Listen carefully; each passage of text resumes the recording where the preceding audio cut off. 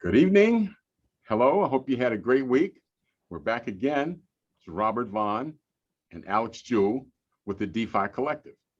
We talk about all things that have to do with decentralized finance, which includes Bitcoin, cryptocurrencies of various types, stable coins, liquidity pools, all different types of things that are related to decentralized finance. Today, we've got a great topic. We've got three great topics we're going to talk about. Stable coins is one. We're going to tell you what stable coins are and talk about some of the implications and the uses of them. Also, liquidity pools. We had a few questions before about what are liquidity pools. And we also are going to talk about Uniswap v3. Which is a type of liquidity pool. So without further hesitation, we'll go ahead and get started. I'm going to first give a definition of stable coins. You may hear a lot about stable coins and non-stable coins. Well, stable coins is a cryptocurrency that's designed to minimize the volatility of the price. The price of the stable coin relative to some stable asset or a basket of assets. For instance, the DAI is tied to the dollar. You have different stable coins that may be tied to gold or silver, but they're tied to some asset. And also it can be pegged or tied to a cryptocurrency. It can be tied to what we call fiat money, which is a dollar currency, or to what's called ETCs, exchange traded commodities, which are, can be pork bellies or something. You can pay if you wanted to get a stable coin and tie it to pork bellies. You could. Might not choose pork bellies. You might choose gold or platinum or something like that. Oil or something like that. Water. Water. Yeah, something valuable. Yeah, like water. Yeah. So stable coins have a function to operate in the decentralized finance arena and minimize the volatility of what goes on. So I'm going to ask Alex if he could talk a little bit about stable coins versus non-stable coins, because we also have coins that are called non-stable coins, which are not tied to an asset. And let's talk a little bit, Alex, about the difference between the two. Yeah, one of the big issues that people ran into, of course, in thinking, and they still ask this question of like, well, how do I, or why would I use a lot of cryptocurrencies in everyday exchange if I don't know what the price is going to be? Let's say I'm a jewelry store owner and I am going to accept payment in Bitcoin for my jewelry. Well, that's all well and good. But if somebody pays for a ring, and let's say today Bitcoin is worth $63,000, and then tomorrow it's worth $58,000, where I just lost money, if I'm still storing that in Bitcoin, if I'm accepting it and I'm not thinking about the long term, maybe I need to, exchange that for my bills that month, and now I've lost money on my, my sales. So this was a major issue in terms of like, how do we think about the price stability of cryptocurrency, and how does that, does that affect the practicality of it in terms of everyday exchange rather than just the storage of wealth? What does everyday exchange look like?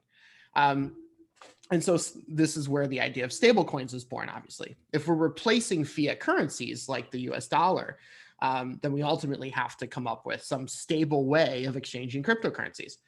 And so that's really, where Bob was talking about, the different taxonomies of stable coins. You're looking at, some of them are fiat backed. So like USDC is backed by US dollar, right? You have a sort of this one-to-one, or you have some sort of algorithmic relationship where the price of the stable coin is stabilized by, whatever it's being backed by.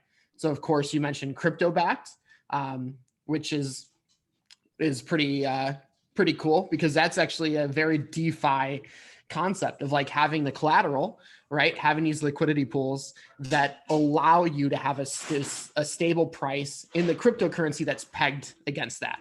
And so even though the cryptocurrencies you may have in your pool or in your collateral, even though their prices may not be stable, having that one-to-one relationship or a smart contract or more algorithmic relationship allows the actual stable coin on the other side to be stabilized by the fact that you have however much. And you may need to put some in, you may need to take some out. That's where algorithms come in, of like being able to intelligently make those decisions. And so that's a really cool process. And of course, you mentioned, commodity backed. And of course, that's a whole other animal because, of course, like we mentioned some of those examples, but some of them have there's some new ones that have even more creative ways. So for example, there's one where it uses what's called rebasing. And the way rebasing works is like, let's say I have 1,000 coins and that's based on the price of the coin, that's equaling $1 per coin. But let's say that changes. Well, what this algorithm does is it essentially splits or combines the existing tokens.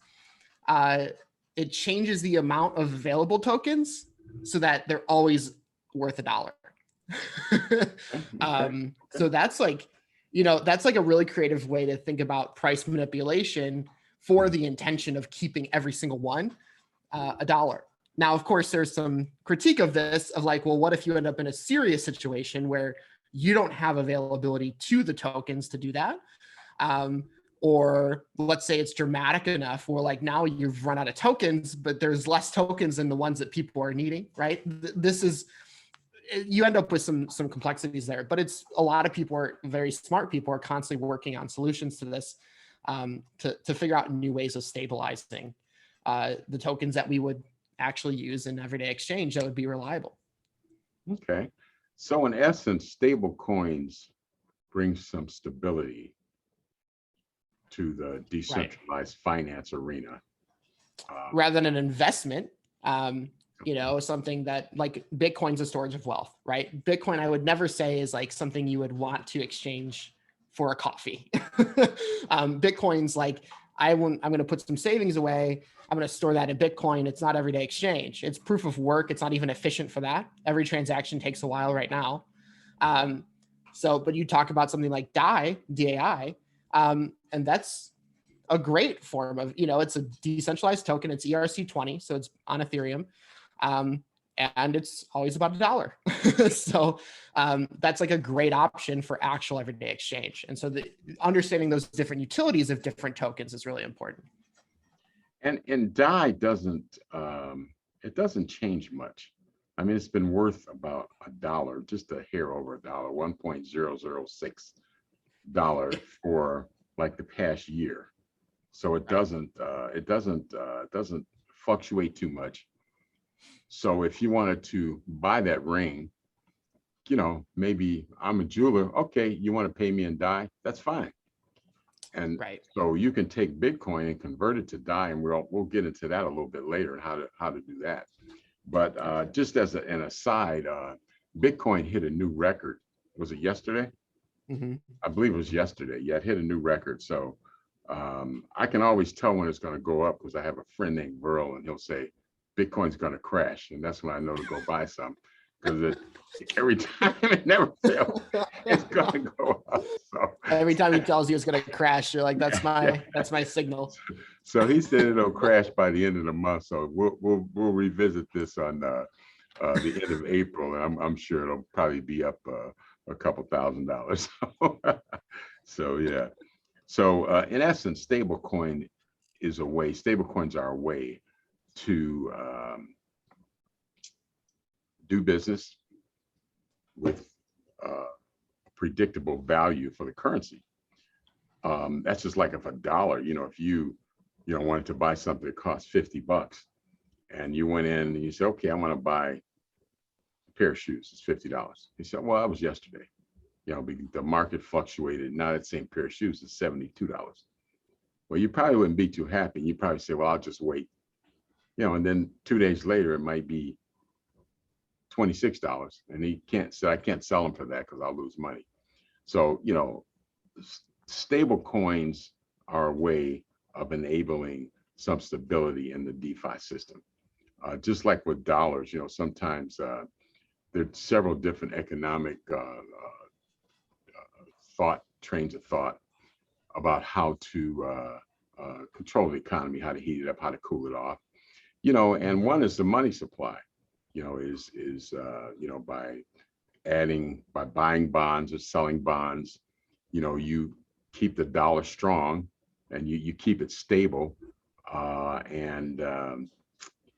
It has, the dollar worldwide is still the most sought after currency because it is felt in economic circles that the dollar probably has the most stability, out of all the different currencies in the world. And that's why people, wherever you go, everything is pegged against the dollar.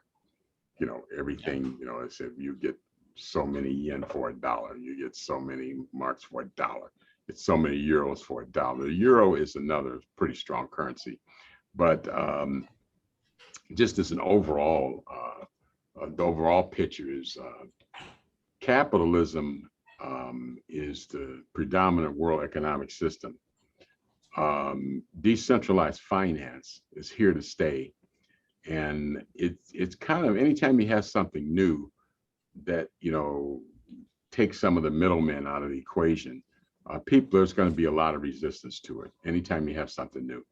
And it's just human nature. If I own a bank, and I'm paying Alex 0.5% on his money, and I'm getting 42%, and wherever I'm getting it, well, I don't want that to go away. I don't want them to take me out of the middle, but Alex will probably figure out eventually that he can invest that money himself, through the blockchain, and he could take the middleman out of the way. And I think that's kind of the direction that we're going in. Do you want to speak a little bit, Alex, about the implications, I think, of stablecoin?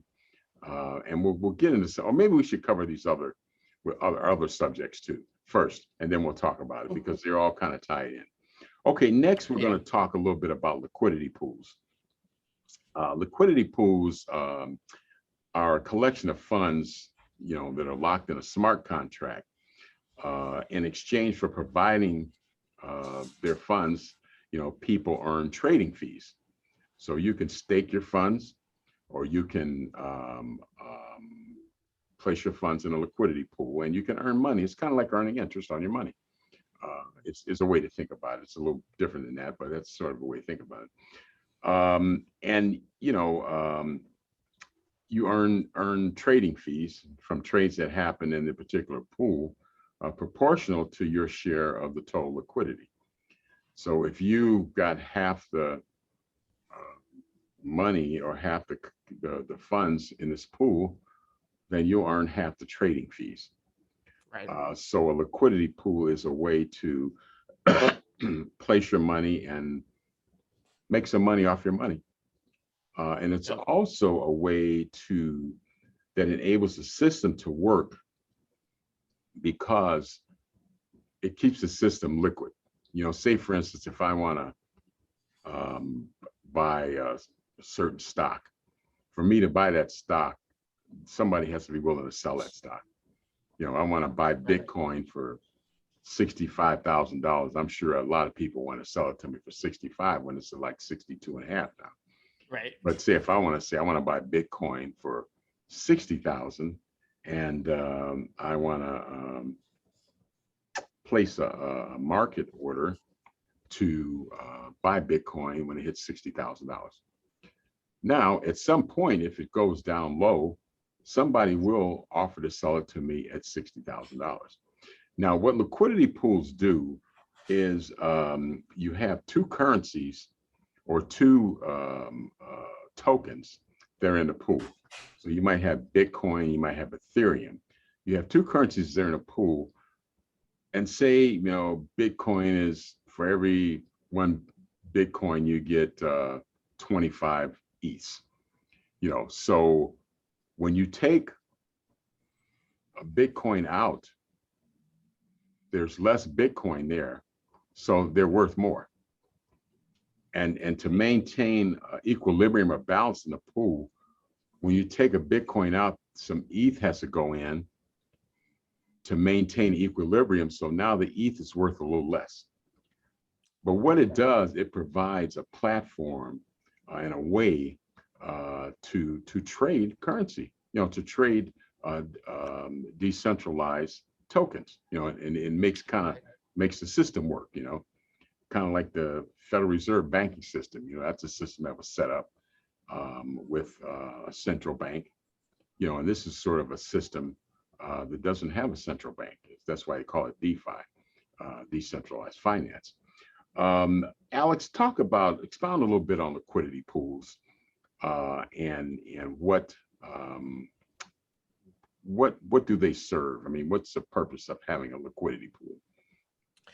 Yeah, I mean, you definitely did a great job of explaining a lot of the underlying details. But why this is meaningful and why we're sort of having to recreate these things. I mean, you think about the fact that we've had these institutions forever, and these institutions have over time, maintained certain systems that worked for them mostly, and when we start recreating them ourselves in a decentralized way, meaning there isn't that institution in the middle that has like a blueprint of how that works, we have to recreate those things for ourselves, right? And that's why these decentralized financial, these autonomous organizations of people using it have to recreate that method of exchange. For example, if like I go to a DeFi swap and I've got a certain amount of something and I want to convert it to a certain amount of something else, and maybe I even want to earn a return. Let's say I have a certain amount of something that I'm going to stake as collateral, and then I have a certain something else that I'm going to exchange, and in the process I want to make a little bit of money. Well, the other side of that is that there's other people that are staking the thing that I need. And so you start forming these relationships and you start developing these systems that provide that functionality that central institutions used to handle. What the beauty of that Bob touched on is that, well, institutions used to take the largest the largest gains, the largest returns out of that pile because they're businesses, right? They're earning their own returns as much as they can out of the pot, right? And this is unnecessary, right? Because we can recreate that. We can recreate these scenarios in order to continue carrying on economic function for ourselves. And all of us that are using it get to reap all of the benefits because there's no one in the middle that's like, because I'm offering this as a service to you and I have some proprietary genius that went into it, I get the most out of it.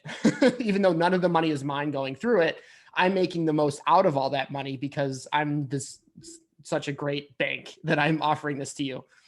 And we don't need that, And so that's really the importance of something like a liquidity pool where, it's somebody offering up a certain amount of something and somebody else needs some of that something. And it creates these pools of those things.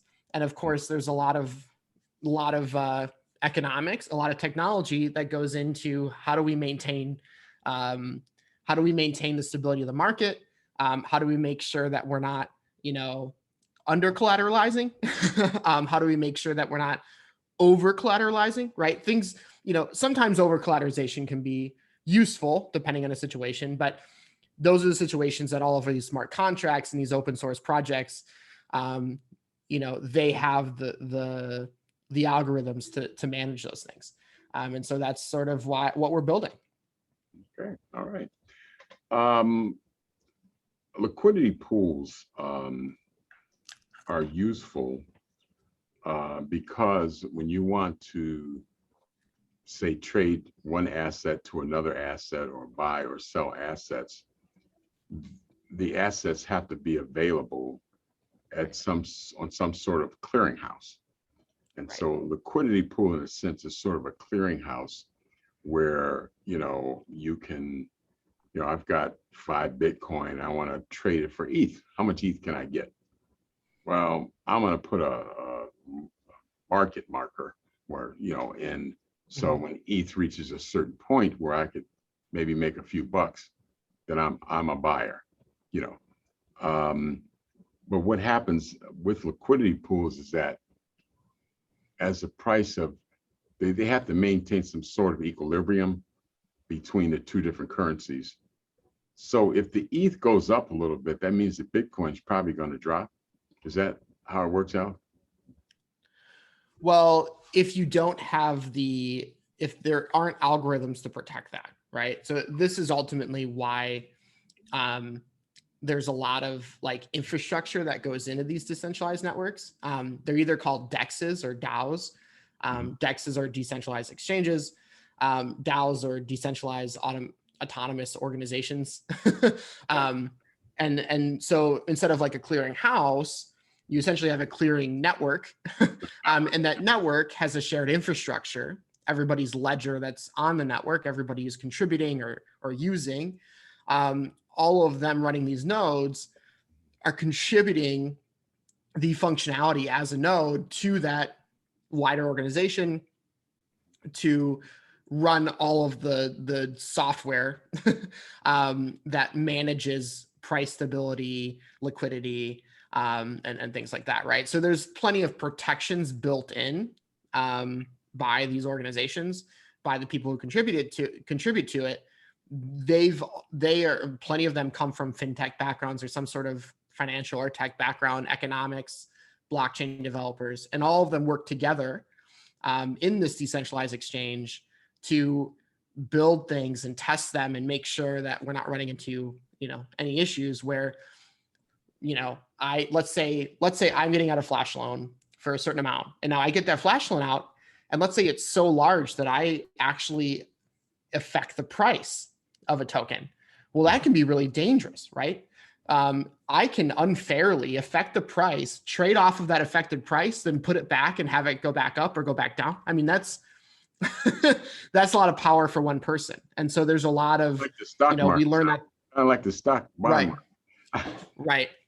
So there's a lot of these things are learning experiences. Over DeFi summer, we saw a lot of that kind of stuff happening. And, so a lot of the people that are working on these decentralized exchanges and decentralized organizations started using what are called oracles and all sorts of other tools to stabilize price and make sure that that those things don't happen, right? So it's a lot of like brilliant new things, because people don't realize we've taken a lot of these centralized institutions for granted, right? And the fact is that even though we don't need them anymore, with the idea of decentralization, it does mean that we have to sort of rebuild from the ground up a lot of the things that we've taken for granted. So that's ultimately what these things are. There has to be some order and structure within the system, that's sort of built in the system with the algorithms, so that there are not going to be people making these decisions. Right. So it has to be built-in order and structure within the system. It's like a new day in economics, with DeFi, and like I say, every people are slow to come around a lot of times. A lot of banks, oh, Bitcoin's going to crash, it's going to crash, and still they're buying it. They're getting 40 to 80% annually on money and paying you 1.5%. 0.1%, 0.3%. 0.1%. So, it's here to stay. It's here to stay. So, one of the things we try to do on the show is try to educate people with what little I know. Alex knows a lot more than I do, but we try to kind of get people up to speed because we do a lot of shows based on some of the questions that we got. We have we receive several questions every week. The DeFi Collective at gmail.com is our email address. It's the DeFi, DEFI Collective at gmail.com. If you have a question or there's a subject that you want us to get into a little bit more. Okay, next up is something called Uniswap v3. Uniswap is a liquidity, it's a type of liquidity pool that introduces, this is a new version of Uniswap. There was the V1, V2, and this is V3. Yep. V3 introduces what's called concentrated liquidity. Yep. Giving it individual liquidity pools granular control over what price ranges their capital is allotted to. Individual positions are aggregated together into a single pool, forming one combined curve for users to trade against. Yep. And what this does is that it maintains some sort of equilibrium so things don't get out of whack, just like what Alex talked about by somebody coming in and doing that. So within a specified range, they will guarantee liquidity for cryptocurrency. Is that correct, Alex? Right. Yeah. And so Uniswap is a great example of kind of the things that we're talking about today. And V3 is a really exciting example because it shows us that a lot of these things are being worked on to even add improvements upon, you know, what we had before, and especially what we had in a traditional financial market. So what sort of with this concentrated liquidity is on that curve that Bob mentioned before, Uniswap was the algorithm had the process work against the entire price range of the curve. And this is not great. It's not very efficient, right? Especially when we think about like a stable coin like DAI. You know, DAI is maybe going to be 99 cents at the absolute lowest, right? Never, like, this is never going to happen. And maybe it's like one coin. DAI is a stable coin. Right. DAI is one of those stable coins we talked about. So let's say, you know, let's say the absolute worst range is going to be 99 cents to $1.01. Okay. Like, we don't have to worry about the full curve, especially for a unified liquidity pool, where you have the full price range of all sorts of other things that could affect it. And so if you can concentrate your liquidity, you can essentially have a limit. You can have a limit range of where you're concentrating your liquidity that's so much more efficient. And you can literally, I think it's like 30% or so, like you can, there's like, it's way more efficient in terms of like how much more you can make based on putting way less in. And so that's like really the exciting thing is I can say my liquidity for DAI is focused between 99 cents and $1.01. And now I only have to put in 30% of what I put in before to earn the same rewards. So on the fees that I can earn the same fees for doing that.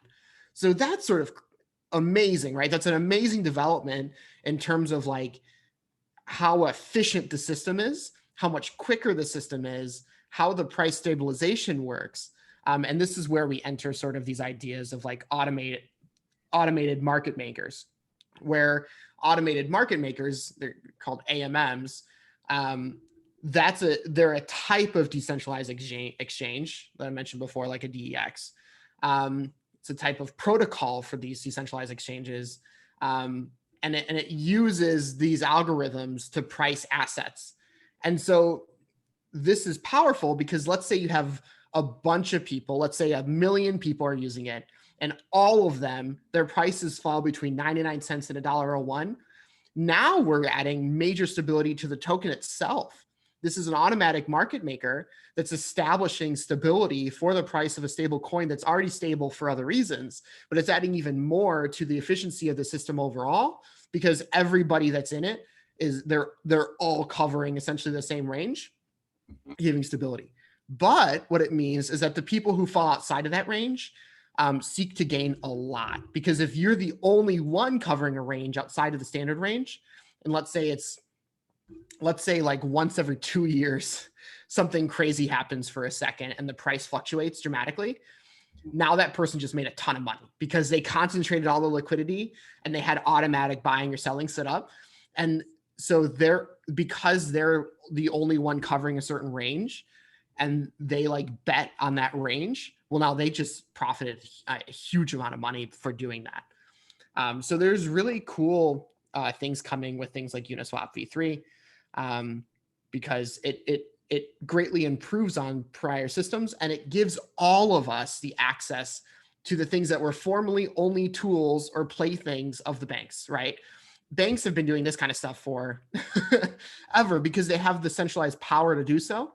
We as individuals could never do these kinds of things with the market, right? Unless you end up being a hedge fund manager or something like that. But most of us don't have the liquidity. We don't have the collateral to be able to make major moves like this. But now the average person can say, put $1,000 in or $100 in at a certain range and earn really great fees on that. They can earn great rewards, great returns. Their interests on smaller amounts of money are extremely fair. And that sort of access is also huge, obviously. Okay. So in essence, they would be staking their tokens or their money, and they would be getting fees for loaning someone the use of their money. Right. Yeah. Or loaning the system the use of the money, however it ends up being used. Okay. Okay. Now explain a little bit, elaborate a little bit on how you spoke about 30%. You can get the same return staking 30%. Explain how that works, Alex. Okay. So this is more of a technical thing about how these algorithms work. So imagine you have a curve, right? And so you have like this curve. Maybe I'll draw a little picture. So you got like your curve, and let's say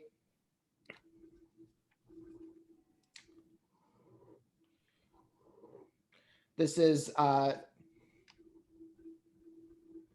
like Uniswap v2, okay? And you've got this curve. And let's say I put in like 10K, okay? This 10K has to account for the whole curve.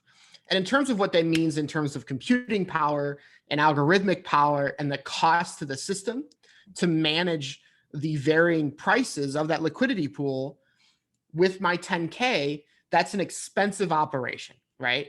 You're dealing with a lot of different fees, a lot of different price ranges. The mathematical formula of that takes more work. The wider your range in a curve, the more mathematical work goes into managing the logistics of that. Okay. So with V3, let's say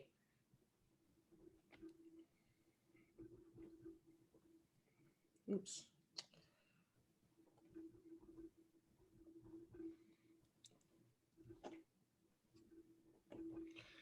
And so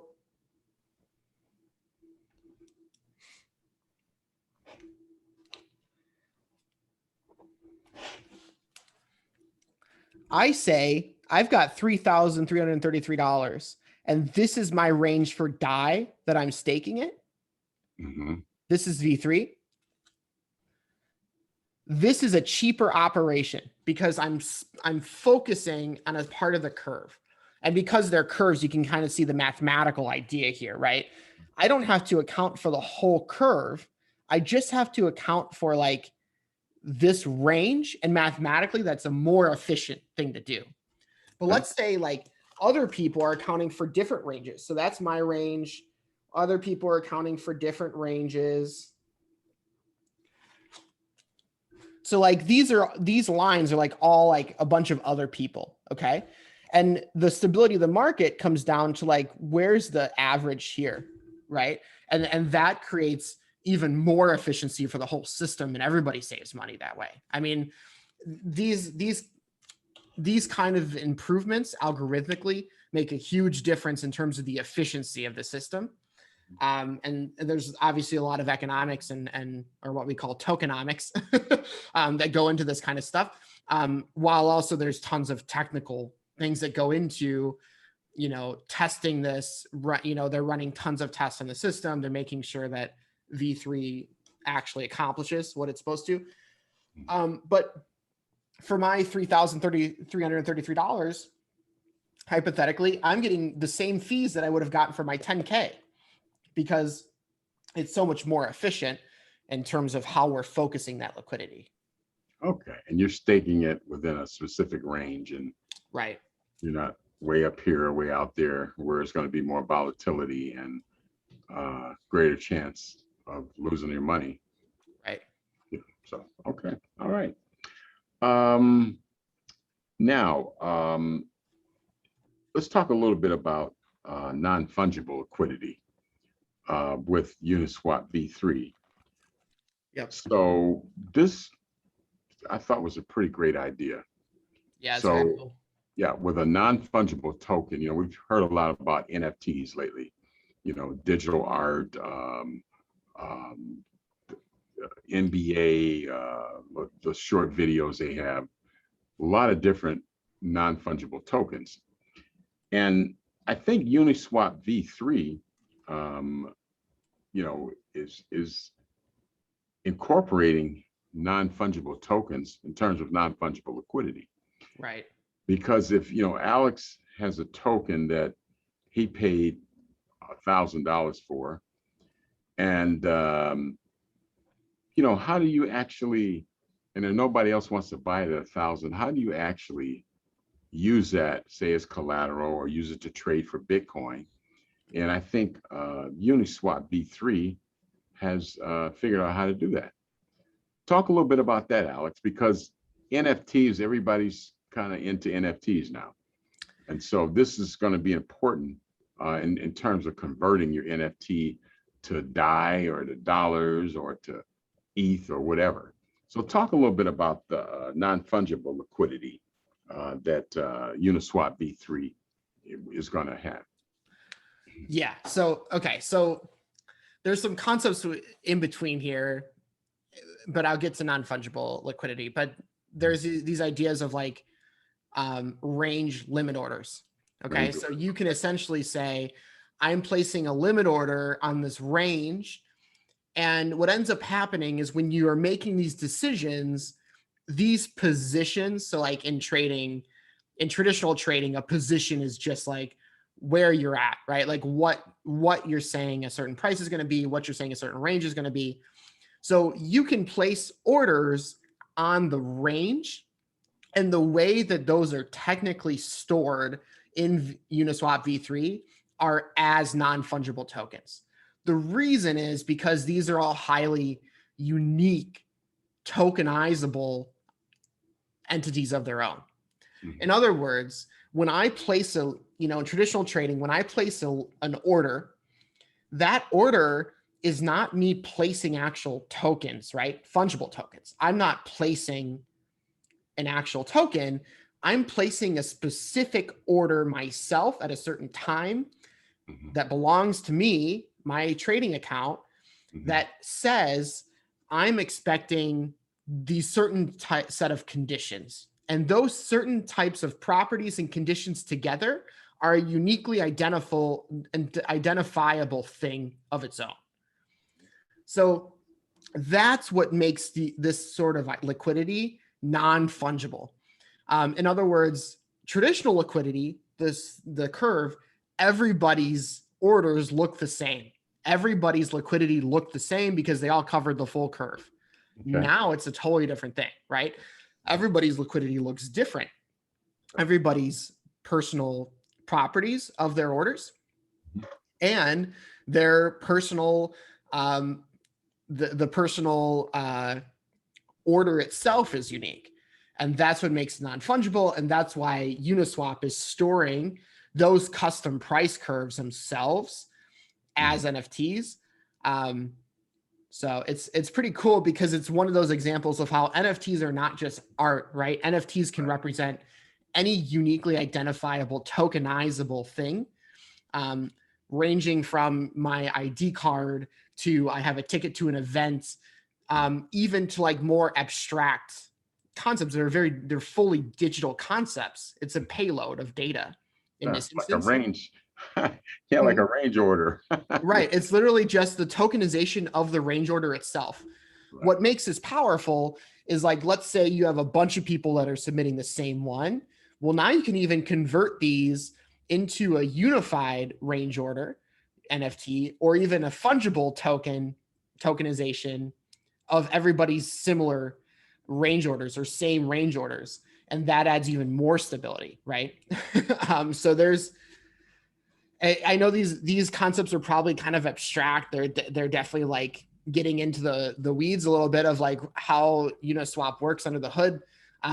But if you don't get anything else out of this discussion, know that like this stuff is relatively groundbreaking. There's like not a lot of, there's almost no organizations sort of. I mean, this is why like understanding new economic system. Right. This is a brand new economic system. And so new economic system. Yeah. The fact is that like, this is why it's so important to at least understand vaguely what a certain cryptocurrency or cryptocurrency organization is doing before you put money into it, right? Something like Uniswap, if you read the white paper, if you read their updates, you're like, wow, this is pretty groundbreaking, right? Something like Dogecoin, where like tons of people are pouring money into it because billionaires are tweeting that they should as a joke. Something like Dogecoin that's completely worthless and has zero utility, somebody's going to be caught holding the bag, right? And it's not going to be Elon Musk, and it's not going to be Mark Cuban. It's going to be the people who followed suit and were like, I'm putting money in that. And at the end of the day, something like Dogecoin is completely useless. It doesn't solve any problems. They even copied Bitcoin exactly, but removed the thing that makes Bitcoin useful, which is scarcity. So it has nothing proprietary or useful about it. It's literally just a meme. And so that's why understanding where you're putting your money is important, because there's two sides of this coin, right? You have the cryptocurrencies and blockchain technologies that are actually solving new problems that have never been done before. And then you have the ones that are just banking on, or that are just literally jokes and meaningless. And you have to have some level of education or some level of research, some level of discussions like this to sort of understand, where should I be putting my money in these things? Right. What inherently makes something valuable, which is always the most important question before you put money into something. Not how much money can I make, not how much money are other people making, because by the time you've heard other people are making money, it might be too late. What does it fundamentally do, right? And that's the most important question to me. Right. Now, Uniswap tokens are called the Uni. And just for instance, right now, one Uni is $36.18 US dollars. Well, let me see. 6 months ago, you could get a Uni for $1.87. Yep. So 6 to 8 months ago, if you hadn't invested $1.87, that $1.87 would be worth $36 now. Right. And the point I'm making is that a lot of money is going in because people feels like this is a legit token. It's the number one decentralized app on the Ethereum network. Number one app, yep. And the market cap, I guess, for Unis is $19 billion. So it's limited. It's sort of like Bitcoin. I mean, there's only so many of them in existence. And the thing about having a finite a number is that as the demand grows, the number stays the same, so it's going to become more valuable. And I think, as more people, certain coins are not based on a whole lot, and certain coins are based on functionality. And I think Uni is based on liquidity pools, which is something that's functional, that's necessary to decentralized finance. Right. So, and Uniswap v3 is the latest iteration or the latest version of how Uniswap works. Yeah. Yeah. For instance, if you wanted to, say I wanted to trade a certain, say I wanted to trade Litecoin for Filecoin. Now there has to be an exchange that would enable me to do that, right? Right. And liquidity pools provide that Right. for me to make that change. And it sort of like greases the system and makes the system work, makes the DeFi system work. And here again, like Alex said earlier, this is a whole new financial technology. So a lot of it is being developed as we go along. Right. And it is totally taken the middleman out of the picture. Yeah. To a great degree. And I think that's why, I don't know, I think that's why some people tend not to have a favorable opinion of decentralized finance. And that's mostly because they don't really understand how it works. That's the number one reason people don't support it, is because one, they don't understand how it works, or two, they've heard of the things that didn't work, right? Or the things that were predatory. And you can't throw the baby out with the bathwater, right? You can't say, well, all of these things were scams or didn't work, because those things just took advantage of the things that are working or that are brilliant, right? Or that are useful. And it takes knowing how things work to be able to tell that difference, right? Right. And I think, blockchain has sort of enabled DeFi, decentralized finance. It's going to enable a lot more things, and decentralized finance, will enable some things that we don't even, like NFTs, some things that we're not even aware of right now. Right. So it's important to kind of understand, I'm sure when capitalism came along after mercantilism as the new economic system of the world, and the guys that really understood it were the ones that are out front. and made all the money. And it's still kind of like that today, But one of the things that makes decentralized finance different is that there's no central authority that are making decisions for you on what you should do with your money. Right. So it becomes even more important to understand, some people are going to be comfortable with getting, 0.5% interest. I mean, to me, that's the most ridiculous thing that I've ever seen or heard. The interest that banks are pay on your money. I mean, well, yeah. What's really like crazy, what really screws you up is when you think about the rate of inflation versus the interest people get on their savings accounts. And you're losing money. You're literally losing money. You're paying them to keep your money, and they're making money with your money. So that's kind of crazy. Versus, you brought up like real quick, like you brought up the Uni token.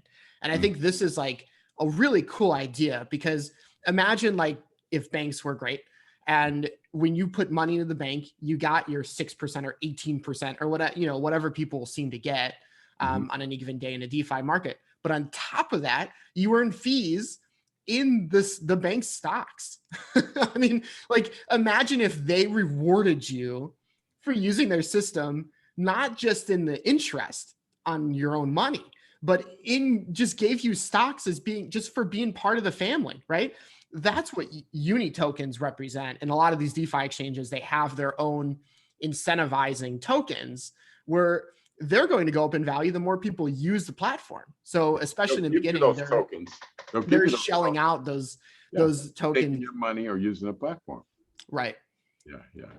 And I think, let's talk a little bit about some of the societal implications. I know we always talk about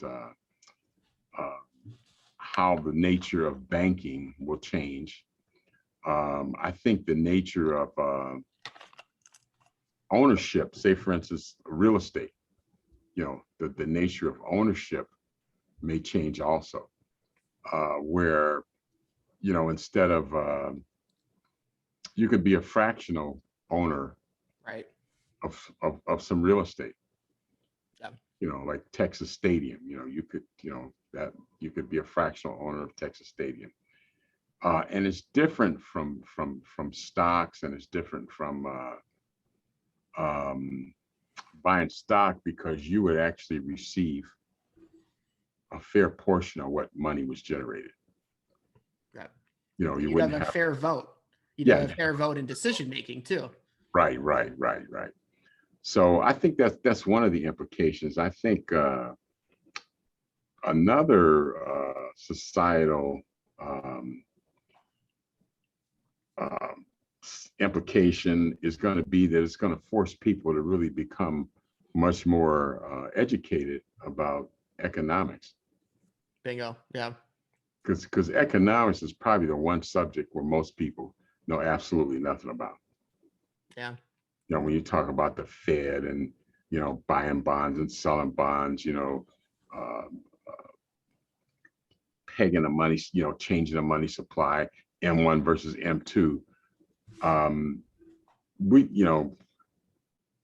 most people have no idea what that means in terms of everyday life. Yeah.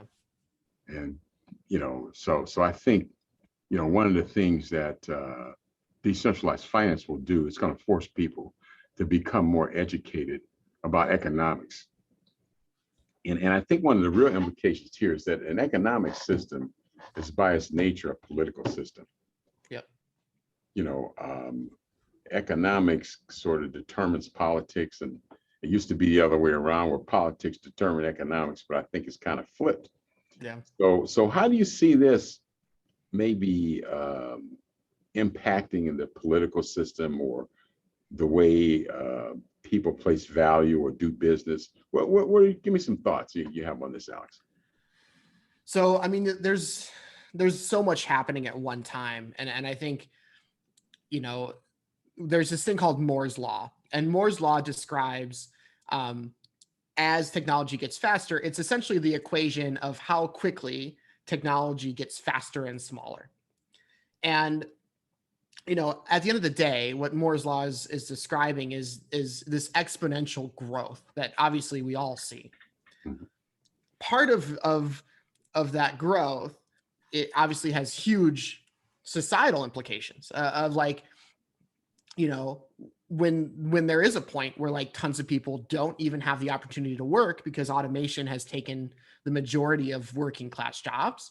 And we have this situation, this dark situation where you have a handful of tech CEOs at the top with fleets of robots that are doing their work and no employees to pay, but they're still earning all of the money and still controlling the government. And everybody's just, it's this same scenario of like things like mercantilism, where you had 99% of the population that didn't own anything and 1% that owned everything.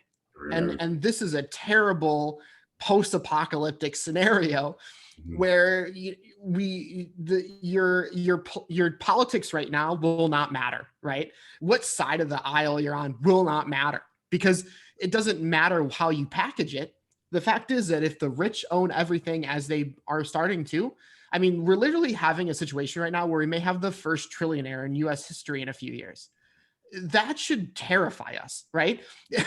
The idea that some of his workers in one state couldn't even unionize and they can't even take bathroom breaks, and yet this guy's going to be a trillionaire.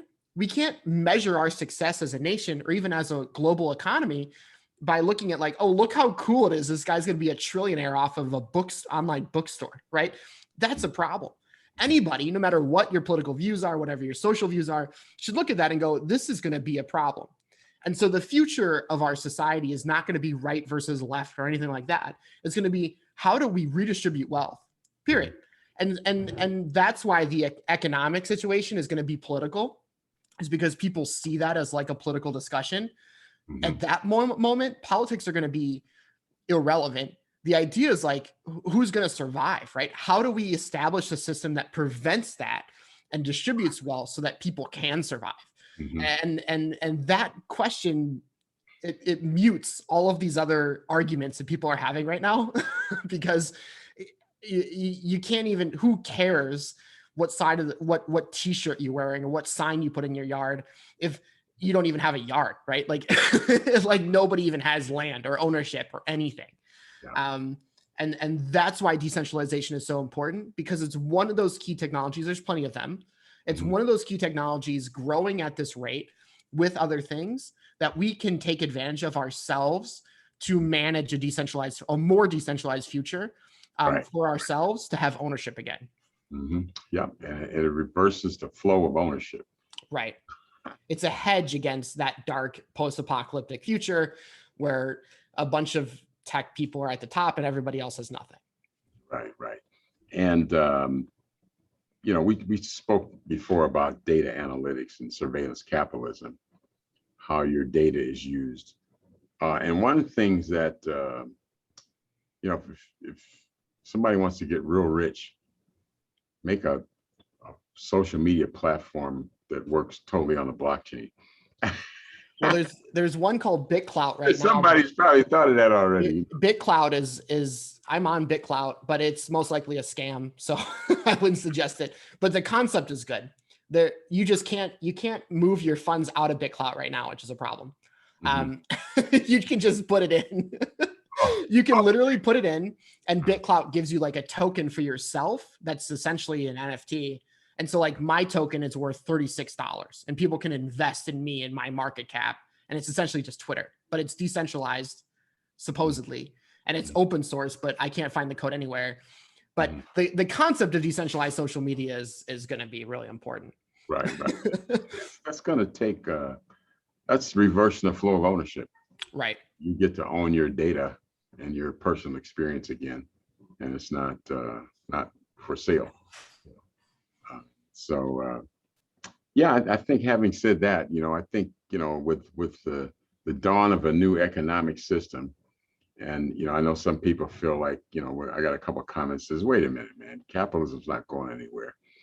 Well, I'm not saying it's going anywhere, but the nature of it is going to change, and you can call it whatever you want. But economic systems, are born, they last about 300 to 400 years, and they go away and something else comes along. Capitalism was designed to concentrate the wealth, at the top. And the bad thing about that is you have nobody in the middle. There's nobody for the top to make money off of. Right. In almost every country where capitalism is successful, you have an underclass. If you look at France, Germany, there's an underclass that has to be there in order for the middle class to make money. So it's the only way class can make the money from the middle. If everybody was an entrepreneur, we'd have a major problem. Yeah. And so one of the things that blockchain and DeFi does, it reverses the flow of ownership back to the masses of people, which is going to have a lot of social implications.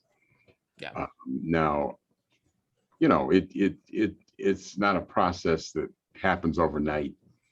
And I think, as people become more aware of what decentralized finance is and blockchain, and data analytics, I think one of the reasons that we wind up in a lot of situations is because people are too busy making a living to look around and see what's going on. But I think it's to the point now where people are starting to take note. When somebody can make $100 billion and pay less tax than I do, you could say, it's like the guy getting cheated, on poker. He says, well, I don't know what you did, man, but something ain't right. So. Well, trickle down economics is such it's amazing because everybody bought in. In fact, especially those people who don't benefit from trickle down economics because it doesn't work, are still hoping for that day that like the money magically shows up. Or I don't know what they thought was going to happen. In fact, they knew trickle down economics was going to cause wealth gaps. It all started with that Laffer curve, where if you raise taxes on the middle class, somehow it makes everybody more wealthier, and eventually you'll get lower taxes because the upper class will make a lot more money, and that's where it's trying to trickle. The money would trickle down. That's where it came from, and I never understood it in school. I don't understand it now, how you raise taxes and make people wealthier. It does, yeah. I think Makes the wrong people wealthier. yeah. Well, I It think makes the wealthy people wealthier, right? And so yeah. happens that they were the ones making the decisions about Yeah, what economic system we use, right? yeah. People talk, they think capitalism is like a personality trait or something. And the idea is that like nobody is against the free market for some things. Mhm, I think the idea is that we have to understand that the future and our success is based on a hybrid approach. We mhm, have to understand what are things that we deserve that are basic human needs, right? Imagine if capitalism involved your fire trucks and it involved public parks and schools and all of these things that we sort of take for granted. mhm, Um, Roads and infrastructure, right? These things are things that are publicly funded, mhm, rather than capitalistic things, because capitalism inherently has a conflict of interest with our best interest mhm. versus revenue, right? And if we don't establish safeguards and decide what is capitalism and what is things that are social obligations and social things that we need to establish that people deserve, if we don't have that, we will continue to keep going through the cycle of like people ending up at the bottom and a few people ending up at the top, and it'll start over again. And we have to fix that cycle. So Yeah, we do, because you can't, I mean, and I think there's been a lot of, you had what was it, the dot-com bust, and then you had the real estate crisis, and then, the automotive manufacturers almost went out of business. They had the cash for clunkers, and every 4 or 5 years, there's something about the system that doesn't quite work right. And then you had the capitalism coronavirus. Yeah, you just had the doing its thing. coronavirus. Yeah, and now you have to send money to everybody because a lot of those jobs that are gone are never coming back. A lot of the small businesses closed. So, like you said, I think it takes a hybrid approach, and I think maybe blockchain came along at the right time. Maybe DeFi, decentralized finance, came along at the right time. So Yeah. we shall see, and maybe we'll come back to this video 10 years from now, and I say, you guys were right, or either you guys are total idiots, so time will tell. Well, with that, we want to say thank you for letting us into your homes tonight. We appreciate, and we hope that we've sparked some debate and maybe told you something that you didn't know about stable coins, liquidity pools, or Uniswap V3. And Alex, you got any closing thoughts? No, yeah, I think we definitely had a good discussion today for sure. Covered a lot of things. Yeah, we did, and we'll address some of the questions next week. We're on every Wednesday at Let's Talk Radio with a Y, RADYO, on YouTube. And it is the DeFi Collective at gmail.com if you want to reach out to us. But we're on Facebook Live, and we're also on YouTube. So with that said, our time is up, and we certainly thank you for yours. So we'll talk to you next week, and we'll cover some more things. Bye, guys. Take care. Uh-huh.